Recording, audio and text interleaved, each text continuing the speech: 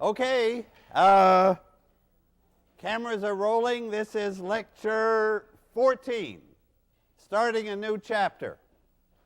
Chapter about orthogonality, what it means for vectors to be orthogonal, what it means for subspaces to be orthogonal, what it means for bases to be orthogonal.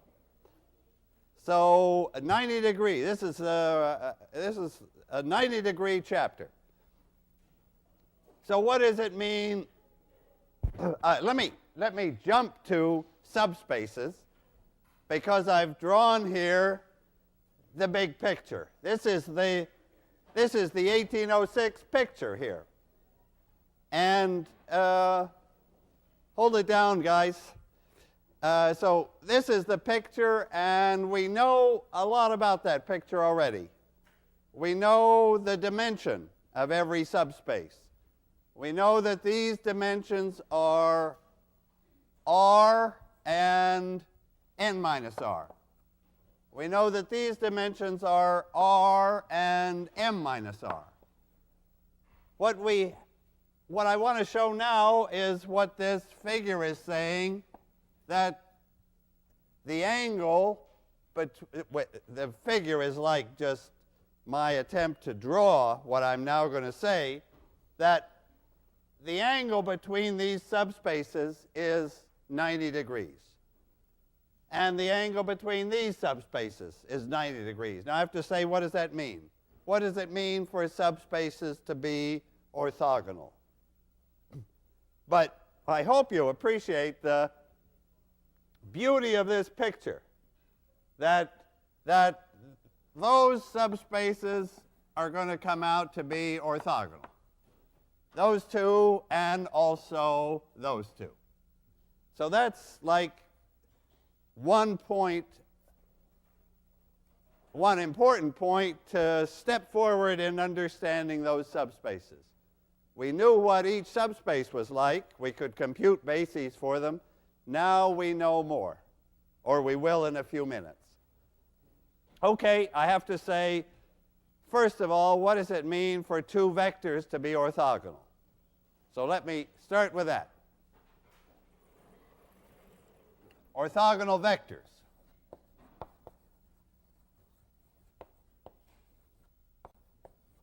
The word orthogonal is just another word for perpendicular. It means that in n-dimensional space, the angle between those vectors is 90 degrees. It means that they form a right triangle. It even means that, going way back to the Greeks, that this triangle, a vector x, a vector y, and a vector x plus y, of course, that'll be the hypotenuse. So what was it the Greeks figured out? And it's neat. It's the fact that so these are orthogonal. This is a right angle if, so let me put the great name down, Pythagoras. I'm looking for, what am I looking for? I'm looking for the condition, if you give me two vectors, how do I know if they're orthogonal? How can I tell two perpendicular vectors? And actually, you probably know the answer. Let me write the answer down. Orthogonal vectors, what's the test for orthogonality?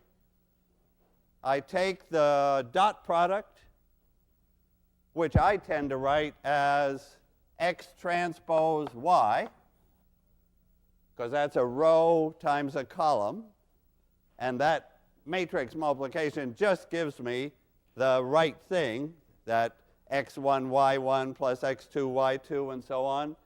So these vectors are orthogonal if this result, x transpose y, is 0. That's the test. Okay. Can I connect that to other things? I mean, it's amazing. It's just beautiful that here we're in n dimensions. We've got a couple of vectors. We want to know the angle between them. And the right thing to look at is the simplest thing that you can imagine, the dot product. Okay, now why? So I'm answering the question now, why? Let's add some justification to this fact that that's the test. Okay, so Pythagoras would say we've got a right triangle if that length squared plus that length squared equals that length squared. Okay, can I write it as x squared plus y squared equals x plus y squared? Now please don't think that this is always true. This is only going to be true in this, it's going to be equivalent to orthogonality. For other triangles, of course, it's not true. For other triangles, it's not. But for a right triangle, somehow that fact should connect to that fact. Can we just make that connection?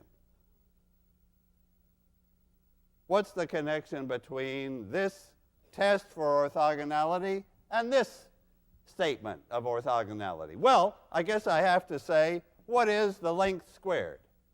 So let's continue on the board underneath with that equation. Give me another way to express the length squared of a vector. Let me just give you a vector. The vector 1, 2, 3. That's in 3 dimensions. What is the length squared of the vector x equal 1, 2, 3? So how do you find the length squared? Well, really, you want the length of that vector that goes along 1, up 2, and out 3, and we'll come back to that right triangle stuff. The length squared is, this is exactly x transpose x. Whenever I see x transpose x, I know I've got a number that's positive. It's a length squared. Unless x happens to be the 0 vector, that's the one case where the length is 0. So, right, this is just x1 squared plus x2 squared plus so on plus xn squared. So in the example I gave you, what was the length squared of that vector 1, 2, 3? So you square those, you get 1, 4, and 9. You add, you get 14. So the vector 1, 2, 3 has length 14. So let me just put down a vector here. Let x be the vector 1, 2, 3. Let me cook up a vector that's orthogonal to it.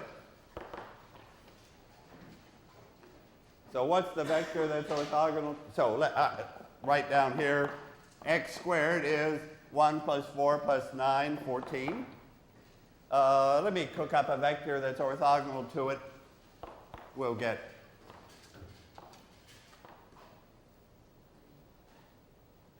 right? Those two vectors are orthogonal. The length of y squared is 5.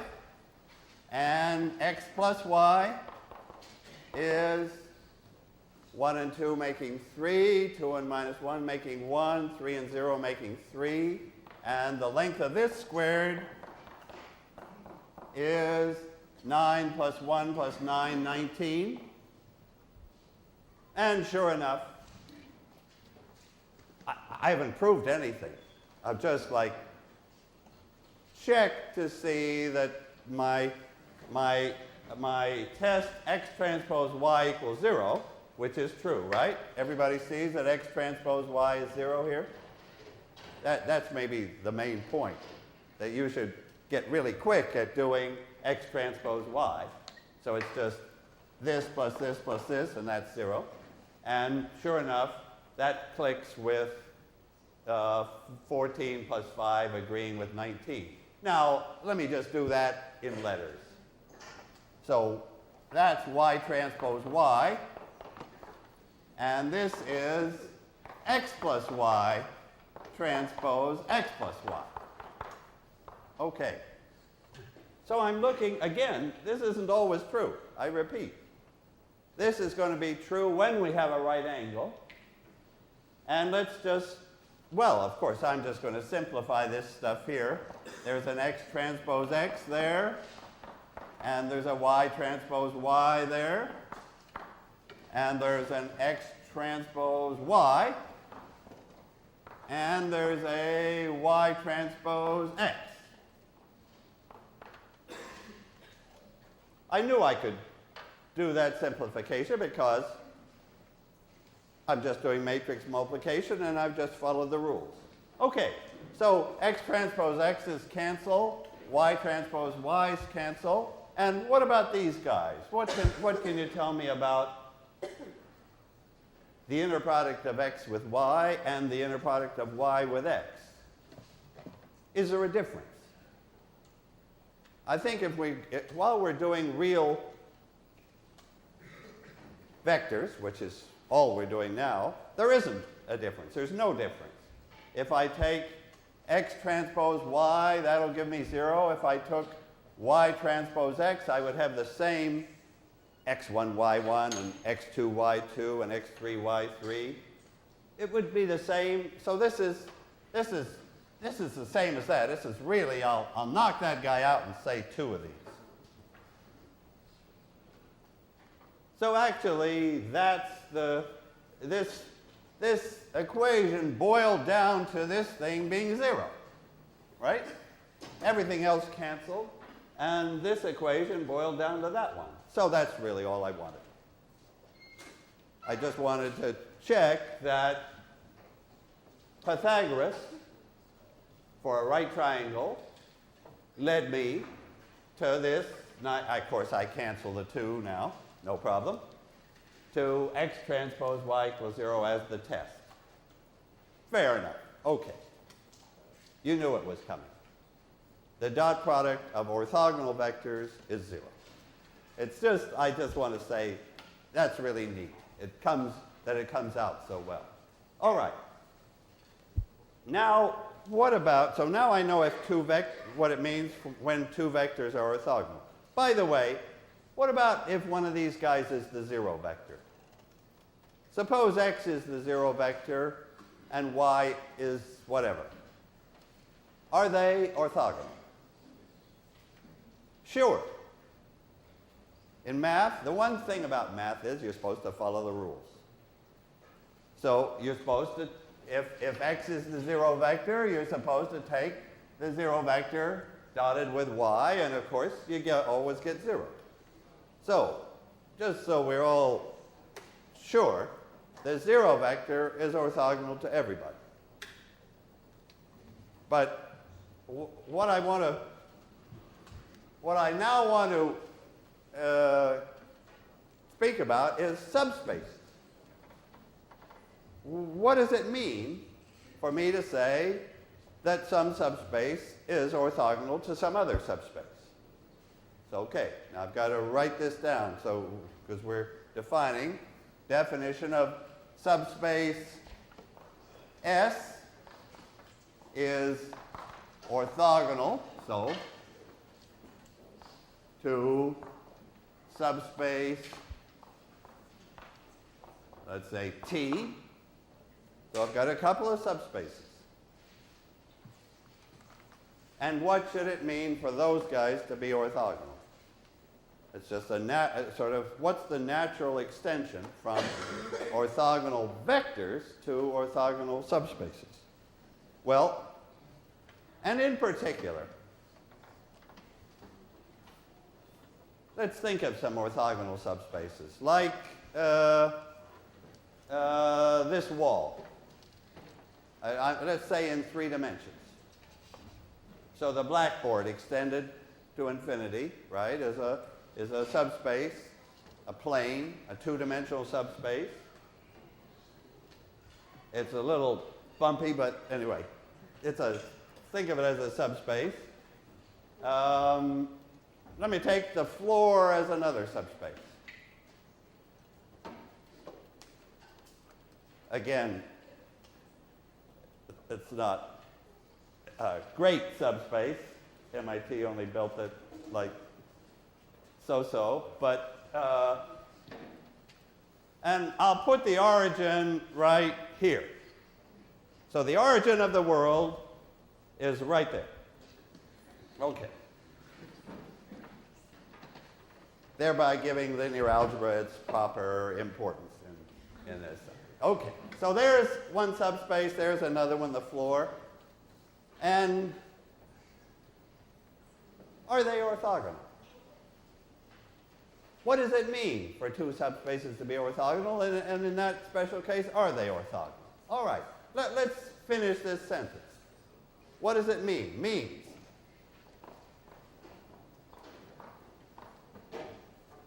We have to know what we're talking about here. So what would be a reasonable idea of orthogonal? Well, let me put the right thing up. It means that every vector in S, every vector in S is orthogonal to what am I going to say? Every vector in T.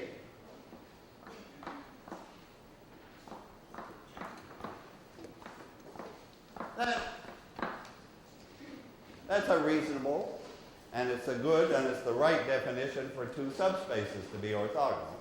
But I just want you to see, hey, what does that mean? So answer the question about the blackboard and the floor. Are those two subspaces, they're two-dimensional, right? And we're in R3. It's like the xz plane or something and the xy plane.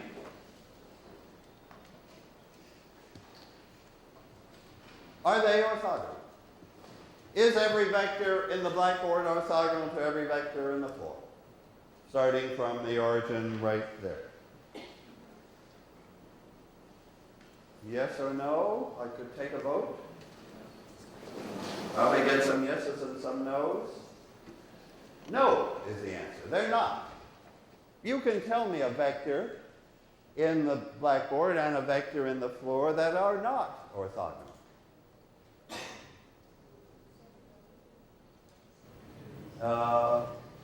Well, you can tell me quite a few, I guess. Maybe, like, I could take some 45-degree guy in the blackboard and some thing in the floor that aren't at 90 degrees, right? In fact, even more, you could tell me a vector that's in both the blackboard plane and the floor plane, so it's certainly not orthogonal to itself. So for sure, those two planes aren't orthogonal. What would that be? So what's a vector that's in the blackboard in both of those planes? This guy running along the crack there, where the intersection. A vector. Look, if two subspaces meet at some vector, well then for sure they're not orthogonal because that vector is in one and it's in the other and it's not orthogonal to itself unless it's zero. So so orthogonal, for me to say these two subspaces are orthogonal, first of all, I'm certainly saying that they don't intersect in any non-zero vector. But also, more than that, just not intersecting isn't good enough. So give me an example. Oh, let's say in the plane. Oh, well, when do we have orthogonal subspaces in the plane? Yeah, tell me in the plane. So there aren't that many different subspaces in the plane. What have we got in the plane as possible subspaces? The zero vector, real small, a line through the origin, or the whole plane. Okay. Now, so when is a line through the origin orthogonal to the whole plane? Never, right? Never. When is a line through the origin orthogonal to the zero subspace? Always. Right. When is a line through the origin orthogonal to a different line through the origin? Well, that's the case that we all have a clear picture of. The two lines have to meet at 90 degrees. They have only the, so that's like this simple case I'm talking about. There's one subspace, there's the other subspace. They only meet at 0, and they're orthogonal. Okay. Now, so we now know what it means for two subspaces to be orthogonal, and now I want to say that this is true for the row space and the null space. Okay, so that's the neat fact. So row space is orthogonal to the null space. Now, how did I come up with that?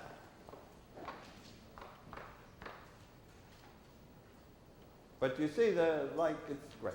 That means that these subspaces are just the right things. They're just cutting the whole space up into two perpendicular subspaces. Okay, so why?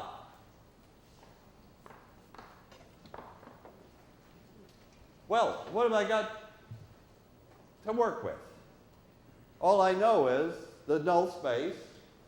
The null space has vectors that solve Ax equals 0.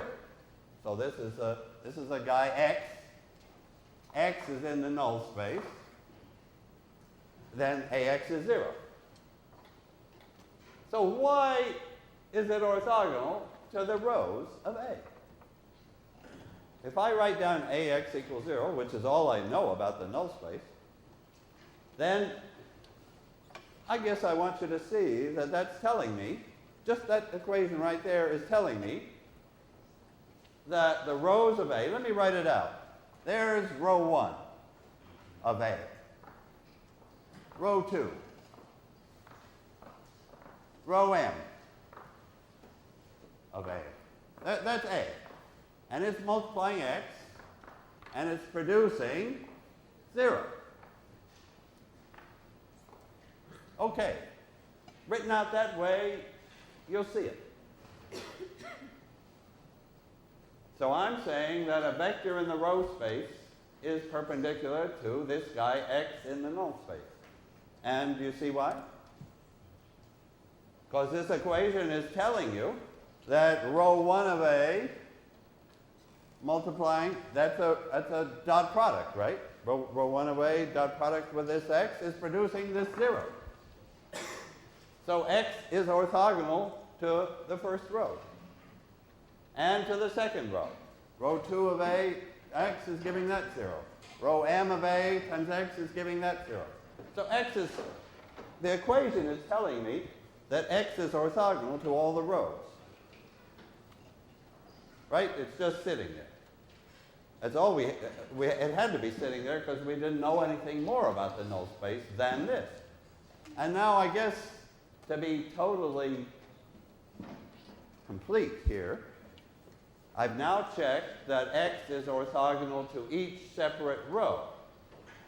But what else, strictly speaking, do I have to do? To show that those subspaces are orthogonal, I have to take this x in the null space and show that it's orthogonal to every vector in the row space. Every vector in the row space. So what else is in the row space? This row is in the row space. That row is in the row space. They're all there. But that's not the whole row space, right? We just have to remember, what does it mean? What does that word space telling us? And what else is in the row space besides the rows? All their combinations. So I really have to check that, sure enough, if x is perpendicular to row 1, row 2, all the different separate rows, then also x is perpendicular to a combination of the rows. And that's just matrix multiplication again. You know, I have row 1 transpose x is 0. So on, row 2 transpose x is 0. So I'm entitled to multiply that by some C1, this by some C2. I still have zeros. I'm entitled to add. So I have C1 row 1. So all this, when I put that together, that's big parentheses, C1 row 1 plus C2 row 2 and so on. Transpose X is 0. Right? I just added the zeros and got 0, and I just added these following the rules. No big deal. The whole point was right sitting in that. Okay. So, if I come back to this figure now, I'm like a happier person because I have this, I now see how those subspaces are oriented. And these subspaces are also oriented. Well, actually, why is that orthogonality? Well, it's the same statement for A transpose that one was for A. So I won't take time to prove it again because we checked it for every matrix, and A transpose is just as good a matrix as A, so we're orthogonal over there. So we really have carved up this was like carving up m-dimensional space into two subspaces, and this one was carving up n-dimensional space into two subspaces. And, well, one more thing here. One more important thing. Let me move into 3 dimensions. Tell me a couple of orthogonal subspaces in 3 dimensions that somehow don't carve up the whole space. There's stuff left there. I'm thinking of a couple of orthogonal lines. Suppose I'm in 3 dimensions, R3, and I have one line, one-dimensional subspace, and a perpendicular one. Could those be the row space and the null space? Could those be the row space and the null space? Could I be in 3 dimensions and have a row space that's a line and a null space that's a line? No. Why not? Because the dimensions aren't right? The dimensions are no good. The dimensions here, r and n minus r, they add up to 3. They add up to n. If I take, if I just follow that example, if the row space is one-dimensional, suppose A is, what's a good, I'm in R3, I want a one-dimensional row space. Let me take 1, 2, 5, 2, 4, 10. What's the dimension of that row space? 1. What's the dimension of the null space? What's the null space look like in that case? The row space is a line, right? One-dimensional. It's just a line through 1, 2, 5. Geometrically, what's the row space look like? It's what's its dimension? So here n is 3. The rank is 1. So the dimension of the null space, I'm looking at this x, x1, x2, x3, to give 0. So the dimension of the null space is, we all know is 2. Right, it's a plane. And now actually we see better what plane is it. What plane is it? It's the plane that's perpendicular to 1, 2, 5. Right? We now see. In fact, the 2, 4, 10 didn't actually have any effect at all. I could have just ignored that. That didn't change the row space or the null space. I'll just make that one equation. Yeah, okay, sure. That's the easiest to deal with. One equation, three unknowns, and I want to ask, what does the equation give me? It gives me the null space, and you would have said, back in September, you would have said it gives you a plane, and we're completely right. And the plane it gives you, the normal vector, you remember in calculus there was this normal vector called n. Well, there it is, 1, 2, 5. Okay. So,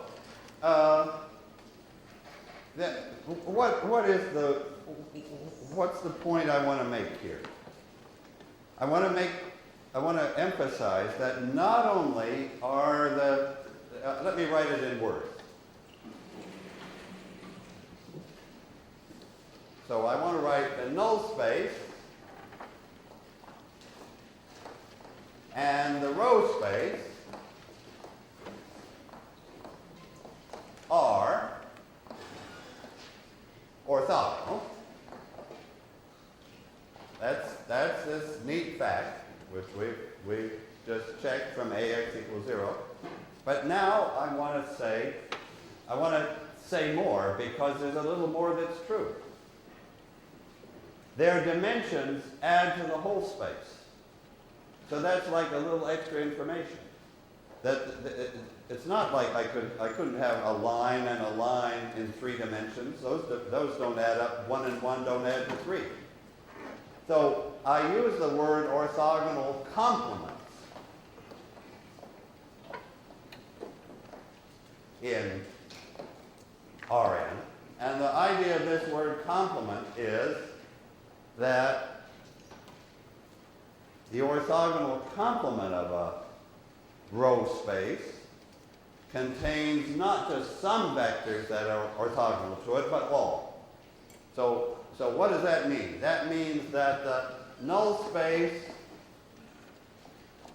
contains all, not just some, but all vectors that are perpendicular to the row space.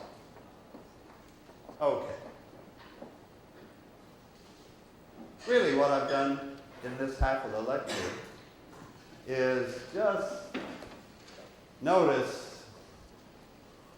some of the nice geometry that we didn't pick up before because we didn't discuss perpendicular vectors before. But it was all sitting there, and now we've picked it up, that these vectors are orthogonal complements. And I guess I even call this part 1 of the fundamental theorem of linear algebra. The fundamental theorem of linear algebra is about these 4 subspaces. So part 1 is about their dimension. Maybe I should call it part 2 now. Their dimensions we got.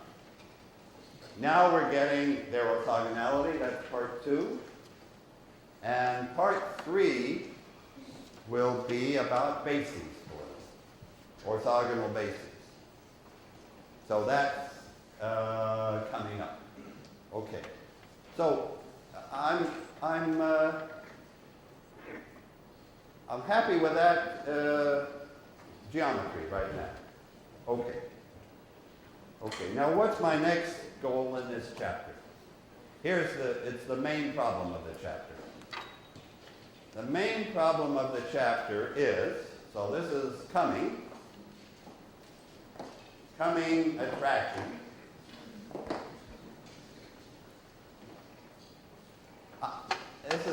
This is the very last chapter that's about ax equal b.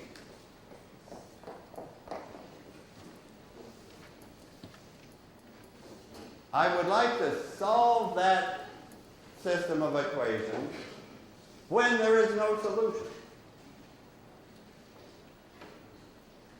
You may say, what a ridiculous thing to do, but I have to say, it's done all the time. In fact, it has to be done.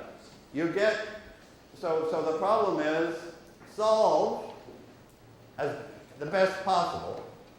solve, I'll put quotes, AX equal B when there is no solution. And of course, what does that mean? B isn't in the column space. And it's quite typical if this matrix A is rectangular, maybe I have m equations, and that's bigger than the number of unknowns, then for sure the rank is not m. The rank couldn't be m now. So there will be a lot of right-hand sides with no solution. But here's an example. Some satellite is buzzing along. You measure its position.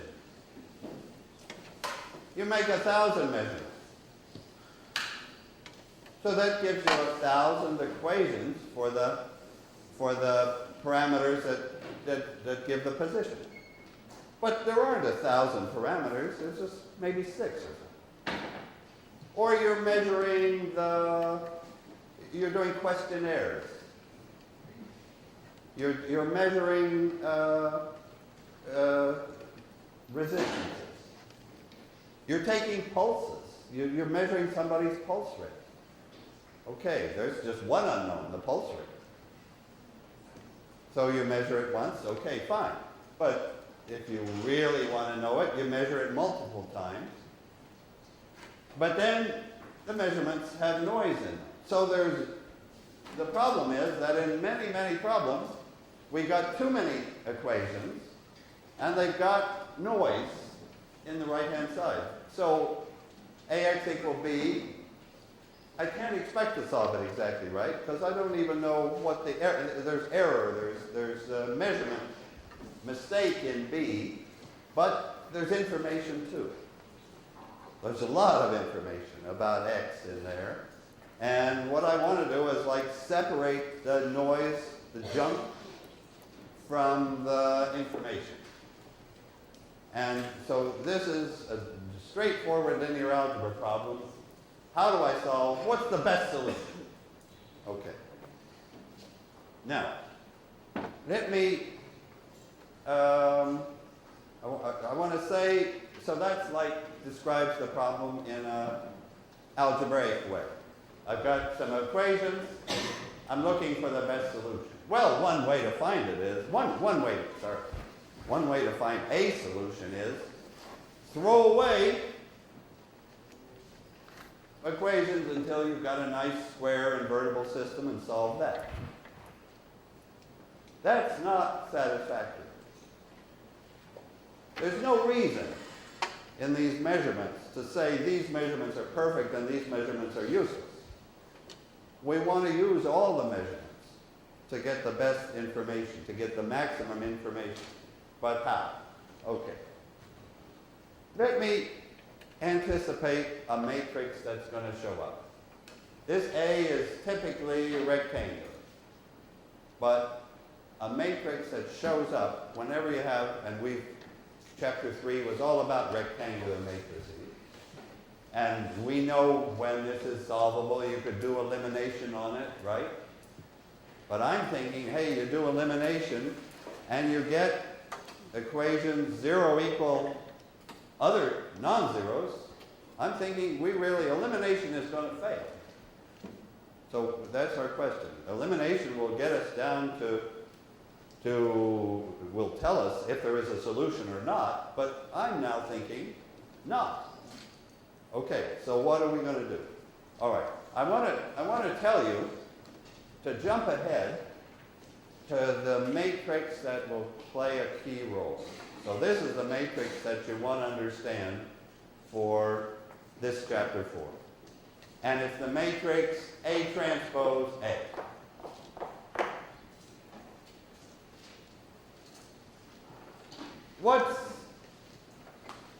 Tell me some things about that matrix. So A is this m by n matrix, rectangular. But now I'm saying that the good matrix that shows up in the end is A transpose A. So tell me something about that. Is it, yeah, tell me, what's the first thing you know about A transpose A? It's square, right? Square, because this is m by n, and this is n by m. So this is, the result is n by n. Good. Square. What else? It's symmetric. Good. It's symmetric.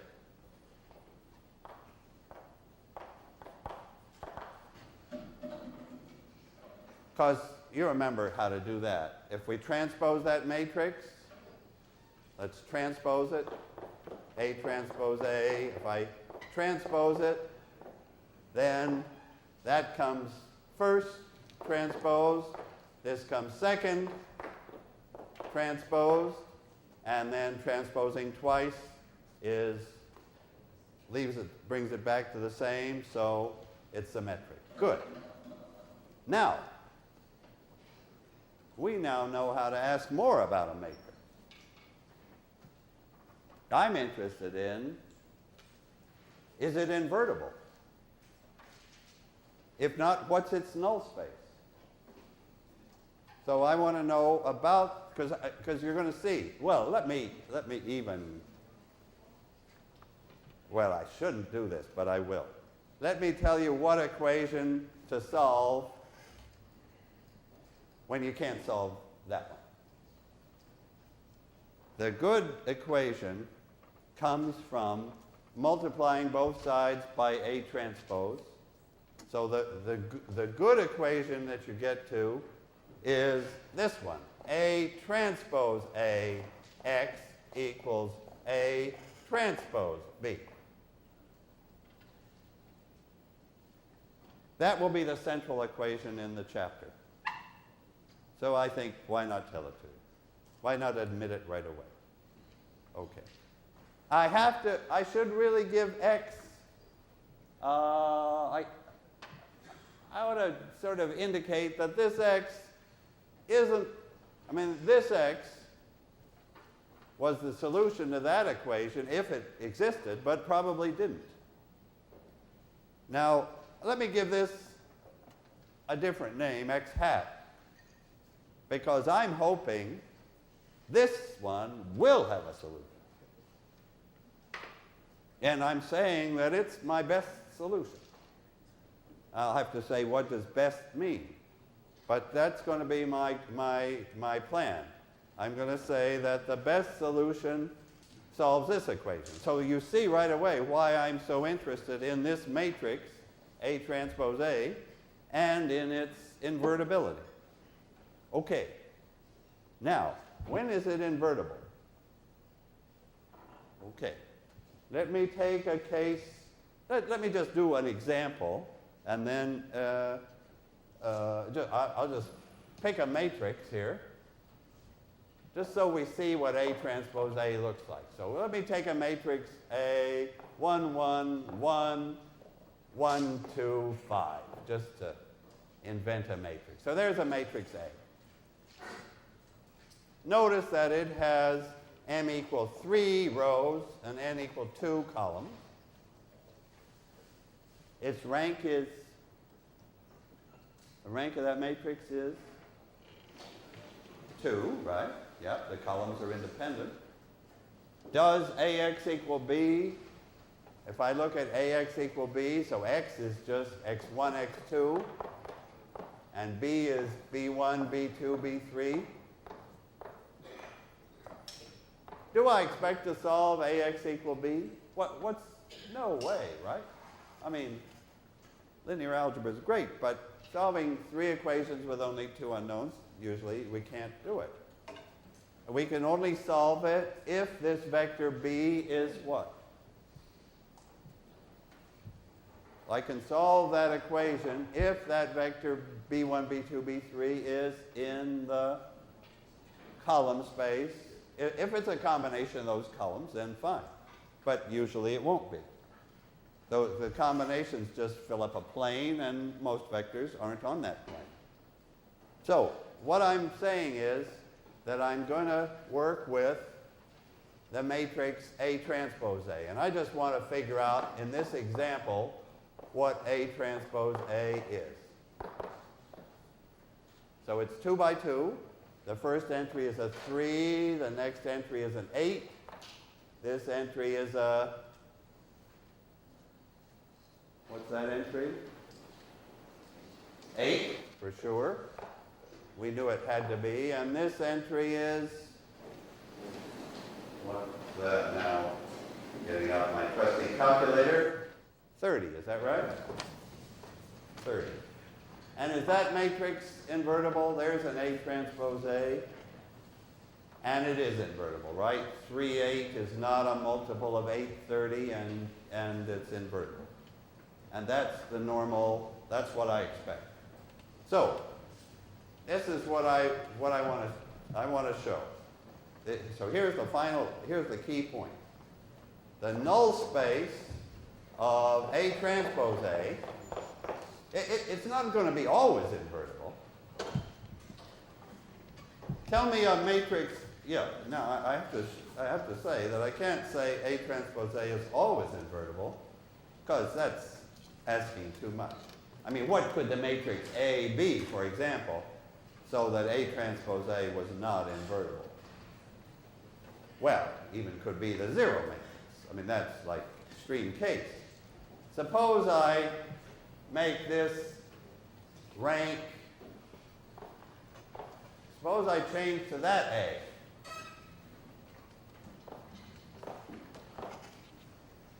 Now I figure out A transpose A again, and I get, what do I get?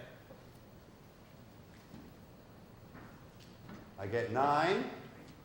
I get 9, of course, and here I get, what's that entry? 27. And is that matrix invertible? No. And why do I knew it wouldn't be invertible anyway. Because this matrix only has rank 1. And if I have a product of matrices of rank 1, the product is not going to have a rank bigger than 1. So I'm not surprised that the answer only has rank 1. And that's what always happens. That the rank of A transpose A comes out to equal the rank of A. So, yeah, so the null space of A transpose A equals the null space of A. The rank of A transpose A equals the rank of A. So, I'll tell you as soon as I can why that's true, but let's draw from that the fact that I want. This tells me that this square symmetric matrix is invertible if, so here's my conclusion. A transpose A is invertible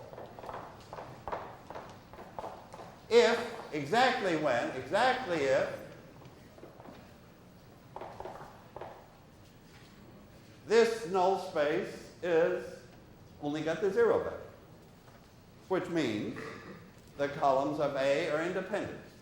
So A transpose A is invertible exactly if A has independent columns.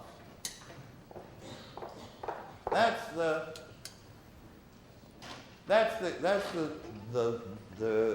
fact that I need about A transpose A. And then you'll see next time how A transpose A enters everything.